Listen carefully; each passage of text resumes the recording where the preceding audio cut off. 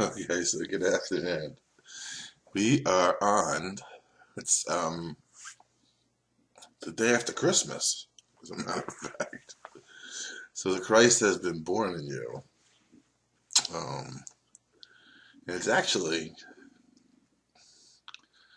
how would I say this?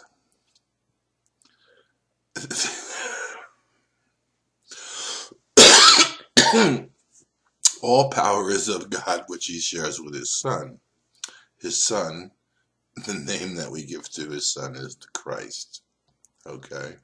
The power that you use to judge, which obviously is what this lesson produces anger, is the power of the Christ, but you use it against yourself. So the action of judgment splits you off from everything.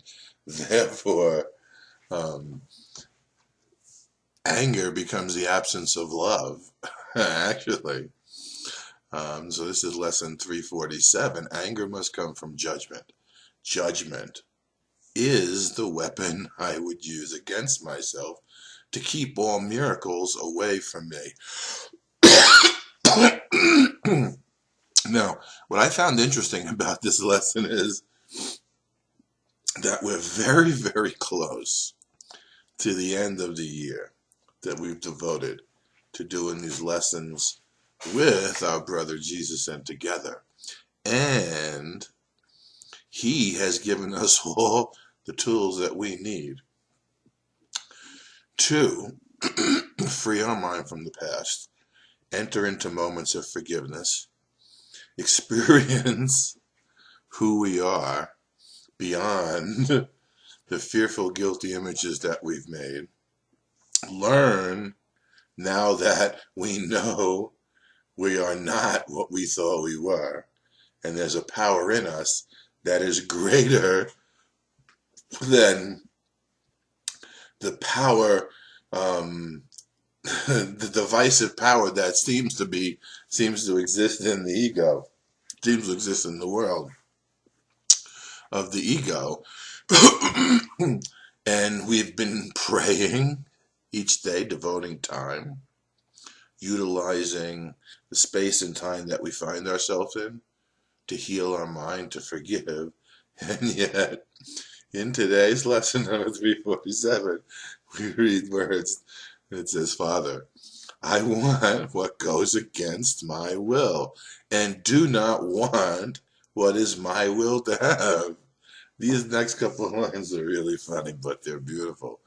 If you can really allow yourself to accept the truth, or let's call it the facts of the condition you find yourself in, to be represented by these lines, then you will willingly see why the rest of the lesson is dedicated to how you give up everything over to someone other than you in order to come to understand, because in the condition of judgment and anger, there is no understanding, because in reality it is not an understandable condition.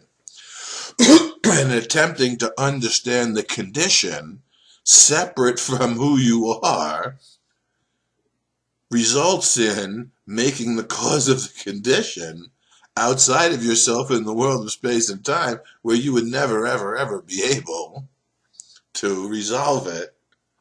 And therefore, the power of your mind would be used in a continuing frustrating situation and condition wherein which there could be no peace, and eventually within which you begin to lash out at your own images.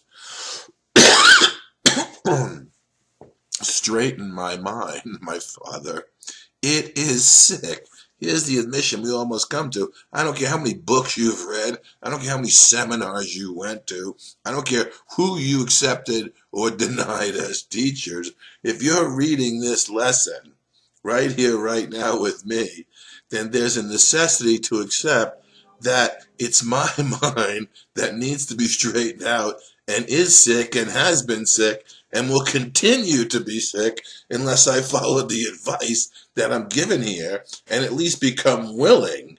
The truth is, I don't know how to follow the advice, otherwise I would have already, so I need help to even do that, which is why this is a course in applying the little willingness you have and allowing the Holy Spirit to enjoin that willingness with the greater willingness or the magnitude of our reality, so as to have a different outcome than the one that was going to occur, because your mind can now become miraculous, no longer utilizing judgment, but giving up, releasing yourself from the need to judge by not judging and leaving a space open in your mind.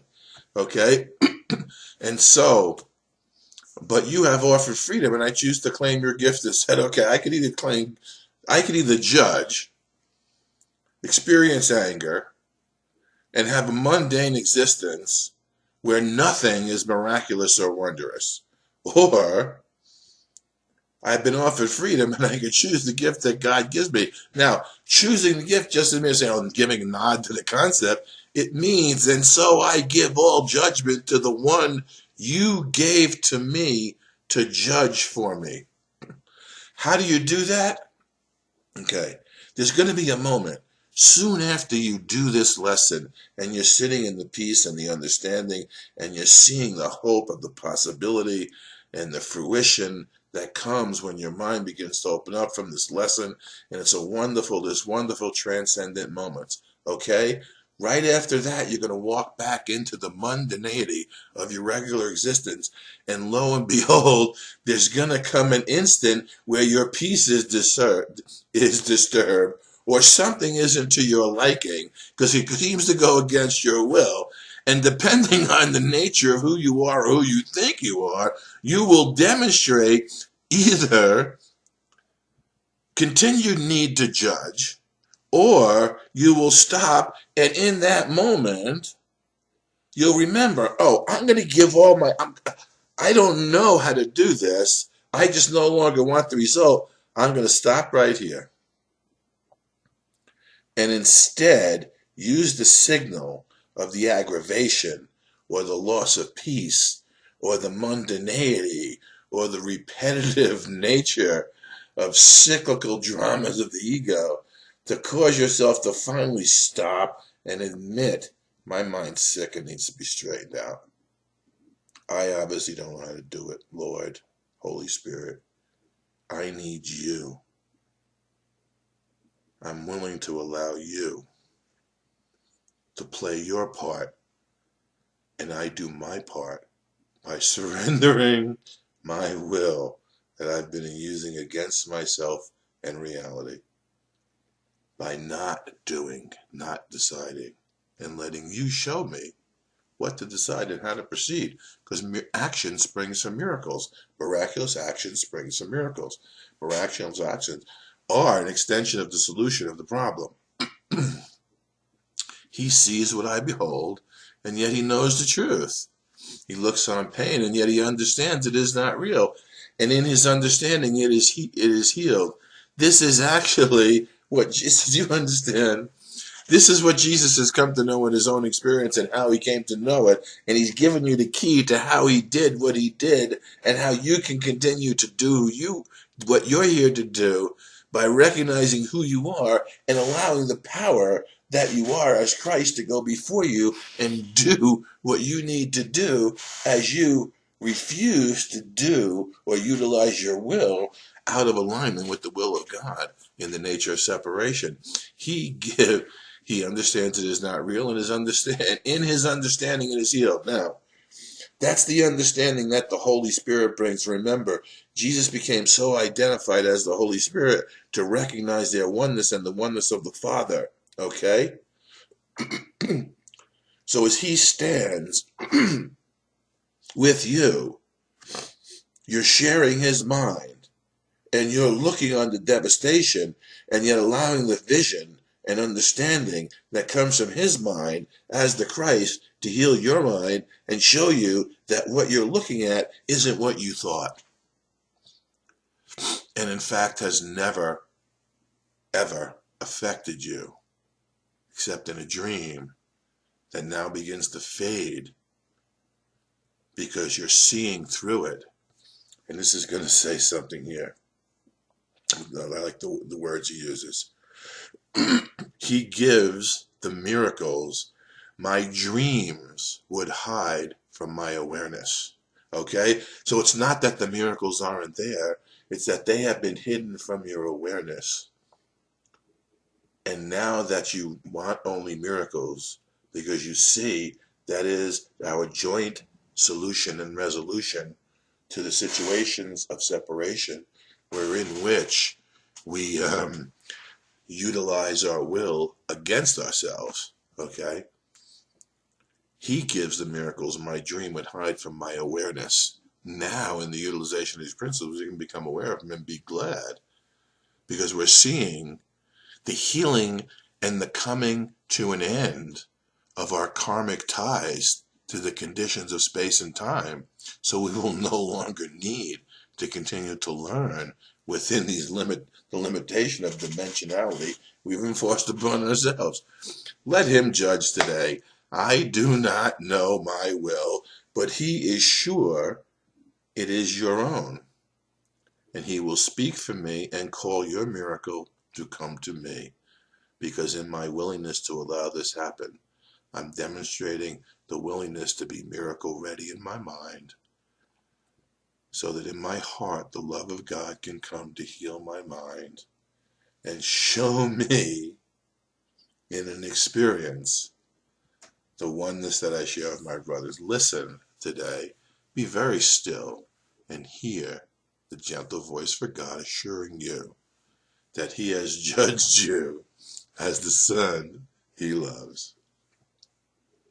And remember, you share that identity with your brother.